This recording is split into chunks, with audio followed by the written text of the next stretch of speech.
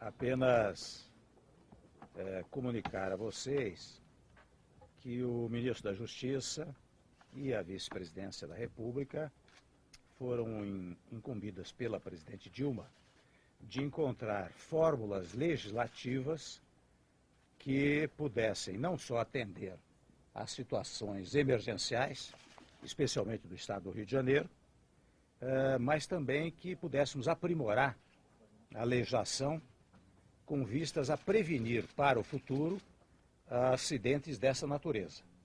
Muitos desses acidentes decorrem muitas vezes ou da inaplicação da legislação vigente ou às vezes da falta de uma legislação mais objetiva nessa matéria. Então nós fizemos uma primeira reunião, a reunião até foi muito produtiva, na medida em que nós estamos encontrando caminhos para elaborar essa legislação. Sequencialmente, nós vamos conversar com a presidente, possivelmente no início da semana, ou ainda nessa semana, para apresentar as ideias iniciais, mas isto vai envolver, naturalmente, a manifestação e a ação de vários ministérios envolvidos nessa matéria.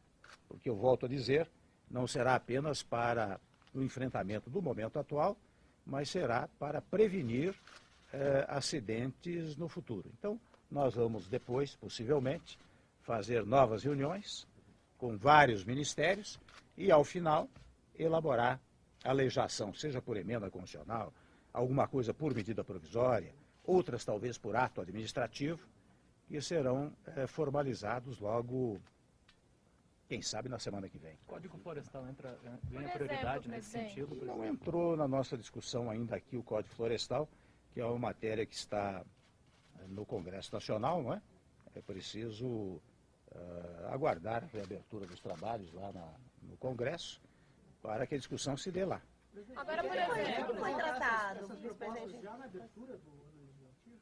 Perdão? A ideia é que essas propostas que o Executivo esteja discutindo já... A ideia é apresentar logo na abertura do ano legislativo aquilo que não possa ser feito por medida provisória, né? Quais são? O que foi levantado hoje? Por exemplo, eu gostaria que o ministro também se manifestasse logo em seguida, mas, por exemplo, a ocupação irregular junto às encostas, que tem criado grandes problemas, né? Nós vamos encontrar meios legislativos que façam um impedimento muito radical de que estas possibilidades de ocupação sejam permitidas ou não fiscalizadas pelos municípios. Este é um exemplo muito concreto, que está demandando uma legislação que nós vamos ouvir os demais ministérios e vamos produzi-la. Isso sairia por MP? Catástrofes? Não chegamos a tratar disso. Essa ocupação irregular sairia por MP ou teria que ser um projeto? Nós vamos examinar agora. Agora nós fizemos uma primeira avaliação, levantamos alguns tópicos, né? Há um problema de municípios, a Constituição estabelece, por exemplo, que plano diretor só para municípios acima de 20 mil habitantes, né? E um dos argumentos levantados até pelo ministro aqui foi o seguinte: muitas vezes, se você autoriza que até 20 mil habitantes não haja plano diretor, pode haver uma desordenação.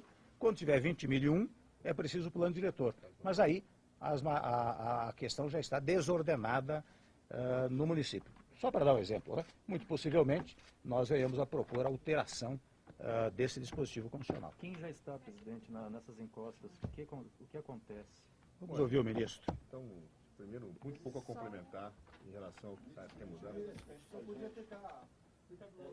Põe a cadeira aqui, por Vem a gentileza. cadeira. Dividir a vida.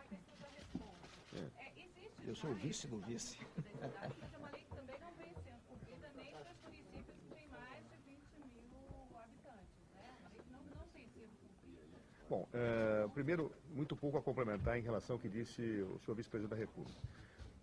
A ideia é exatamente a que ele expôs, na linha de que nós pretendemos construir um novo regramento capaz de disciplinar daqui para frente o uso e ocupação do solo e também permitir, dentro das possibilidades existentes, o enfrentamento das questões que hoje existem, claro, em relação à área de risco. Como é que se faz isso? Nós estamos discutindo, há várias propostas colocadas que têm que ser aprofundadas pelos ministérios. Seria incorreto da nossa parte que nós viéssemos a colocar ideias que nós hoje debatemos sem um aprofundamento de consulta já feito aos ministérios, mas há um conjunto integrado e harmonioso de sugestões que foram apresentadas e que nós chegamos à avaliação de que é possível realmente nós apresentarmos propostas normativas importantes. Em relação ao que você diz, de fato, o Estatuto da Cidade é uma lei que expressa um conjunto de diretrizes importantes e que nem sempre, em várias das suas situações normativas previstas, tem saído do papel. Então, uma das preocupações que o vice-presidente da República tem, e o Ministério da Justiça tem, é de nós buscarmos dar efetividade a isso, né? Eu acho que nessa área nós temos que superar o campo da retórica normativa para cairmos no plano da aplicação real da lei. Então, tudo aquilo que nós estamos pensando vem acompanhado de medidas que caracterizam realmente uma situação de afirmação de cumprimento do aquilo que a lei estabelece, tanto para o Estatuto da Cidade, como em relação a essas novas normas que nós estaríamos produzindo. Agora, por que nós temos dificuldade de anunciar qualquer situação concreta nesse momento? Nós temos que consultar os ministérios. Leis não se fazem assim, de afogadilho e sem uma reflexão, sem uma apreciação técnica. Nós temos aí vários ministérios que têm que ser consultados, o Ministério da Integração Regional, o Ministério do Meio Ambiente, o Ministério das Cidades, né? Nós temos que estar ouvindo e aperfeiçoando. Mas eu posso dizer que a reunião de hoje foi bastante produtiva, né? E chegamos a vários pontos que podem, em curto espaço de tempo, permitir uma ação nossa no plano legislativo relevante. Seria uma adaptação, uma revisão do Estatuto das Cidades, ministro, o senhor diria, ou é uma complementação? Alguns acréscimos, talvez, como disse o Michel. Por quê? O Estatuto da Cidade é uma lei que estabelece as diretrizes urbanísticas, né? Em várias dimensões e gerais para a cidade. Cria vários institutos, né? Nós não vamos rever essa situação toda. O que nós vamos fazer é focar na questão das áreas de risco e buscar políticas de natureza preventiva que possam realmente buscar atacar a situação hoje existente, né? E também, para o futuro, fechar as portas para situações de ocupação irregular, de ocupação indevida. Ou seja, no fundo não é uma revisão geral do Estatuto da Cidade, é um foco que pode ensejar na inclusão de novas normas do Estatuto da Cidade. Agora, existe no Brasil hoje uma situação de fato, que inclusive o ministro do Mercado no início da semana disse, quantificou, ainda que estimativamente, 5 milhões de pessoas, famílias, pessoas vivendo em áreas de risco. O vice-presidente Michel Temer acabou de afirmar aqui que pretende fazer um entendimento muito radical, foi a expressão que você usou. São 5 milhões de pessoas que hoje vivem. O que fazer para que as pessoas deixem de viver nessas áreas? O que o governo vai fazer? O governo federal pode ter atribuição de tirar efetivamente essas pessoas de lá, porque hoje é atribuição do município, né? Eu acho que pode ajudar, não é? Se me permite o ministro, pode ajudar os municípios a tomar essas providências, né? Você sabe que mesmo já há planos habitacionais em curso no governo federal. Nós vamos examinar esses aspectos, por isso que o ministro não quis antecipar nada antes de ouvir os demais ministérios, mas o governo federal pode entrar nessa questão e pode ajudar muito o município, quer dizer, uma cooperação efetiva, determinada pela nova legislação que nós queremos produzir, entre a União, os estados e os municípios. Ou seja, aproveitar esse lamentável acontecimento, né, para não deixar passá-lo em branco. Será um pretexto para que nós possamos nos prevenir para o futuro. Mas isso vai demandar realmente outras reuniões que nós vamos fazer em brevíssimo tempo, para que logo no início dos trabalhos legislativos, aquilo que depender de lei, projeto de lei ou projeto de emenda constitucional, nós vamos logo remeter no início dos trabalhos legislativos. Agora, dentro do Congresso, há uma discussão no sentido de responsabilizar criminalmente os prefeitos que permitem esse tipo de ocupação, porque, segundo eles, não cabe ao governo estadual ir lá e dizer, olha, você não pode morar aqui porque é uma região de risco. No projeto que os senhores estão pensando também passa por isso, responsabilizar o prefeito, o governador? Discutimos esse assunto, né? O que nossa preocupação é a seguinte: você, ao apenar o município ou o prefeito, você não pode prejudicar o povo do município. Então nós temos que encontrar uma fórmula que responsabilize aqueles que sejam diretamente responsáveis, sem impor penalidade ao povo municipal. Você poderia, vou só exemplificar, né? Você poderia dizer, bom, você pode ter uma sanção negativa em relação, por exemplo, ao fundo de participação dos municípios. Você pode, em face de uma eventual irresponsabilidade, retirar parcelas do Fundo de Municípios. Mas nós estamos optando mais por uma espécie, se possível, daquilo que o ministro chamou de uma sanção premial. Ou seja, o município que cumprir determinadas finalidades terá o auxílio mais efetivo da União para praticar obras naquela localidade onde há risco. Não existe possibilidade de entrar por improbidade administrativa, de repente? Pode entrar Vamos também, debater. mas isso é uma matéria que nós vamos debater. Olha, eu Vamos sei debater.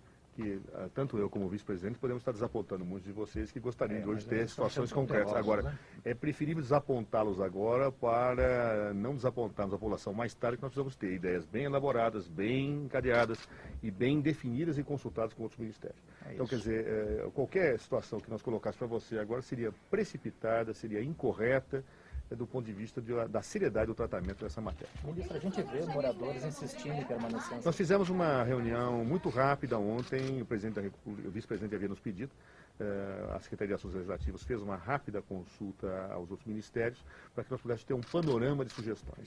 Debatemos o panorama de sugestões, já temos um foco, já temos uma orientação, nós vamos voltar a falar com os ministérios dentro daquilo que nos pareceu uma pré-seleção boa de iniciativas e a partir daí nós vamos, vamos submeter à presidência da República, em havendo a decisão da presidenta, nós já vamos aí sim estar apresentando para os senhores o resultado concreto em curtíssimo espaço de tempo. Ministro, O segundo capítulo é na semana que vem. Exatamente. A gente percebe uma assistência muito grande. A gente percebe uma insistência muito grande da população também que mora nessas áreas em permanecer, está correndo risco e permanece. Também tem alguma coisa nesse sentido, em termos de legislação, como fazer, como tirar essas pessoas?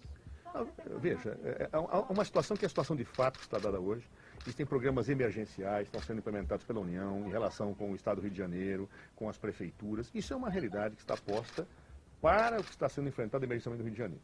Outra coisa é o tratamento legislativo, que é o que nós estamos aqui ocupados. Tá certo? As medidas emergenciais são todas tomadas. Eu estive lá, há pouco o vice-presidente lembrava disso, estive lá ontem com o ministro da Defesa, Nelson Jobim, com o ministro da Integração Regional, Fernando Bezerra. É a segunda vez que eu voltei lá. Da outra vez estava também o ministro Padilha.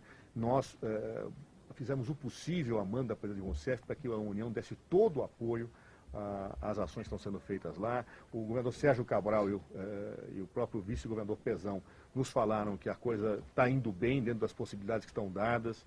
Ou seja, todo o esforço está sendo feito de fato para atender essa situação emergencial. Agora, outra discussão é essa que eu e o vice-presidente hoje travamos, com o apoio das nossas assessorias, que é a questão do tratamento legislativo, que visa solucionar a situação de risco que hoje existe, na medida das possibilidades dadas, e fechar a porta para que as situações no futuro venham a se agravar. E para fechar essa porta, ministro, deixa eu contar aqui, os senhores falaram da questão da participação do governo federal nesse processo. O Ministério das Cidades e o Ministério da Integração dizem que o governo federal não pode entrar, porque depende de projetos, os municípios que têm que mandar, que isso vai contra a Constituição. A ideia é colocar o governo federal à frente desse processo? Se você me permite, eu diria o seguinte, nada se faz sem integração dos entes federativos. Agora, enquanto as ideias serão colocadas, se você me permitir, no segundo capítulo da novela, você vai poder assistir a bem tudo, completamente. Gente, obrigado, agradeço a vocês. Infelizmente, a gente precisa perguntar se por acaso trataram de questão de cargo, esse problema de PT, PMDB, de chegar...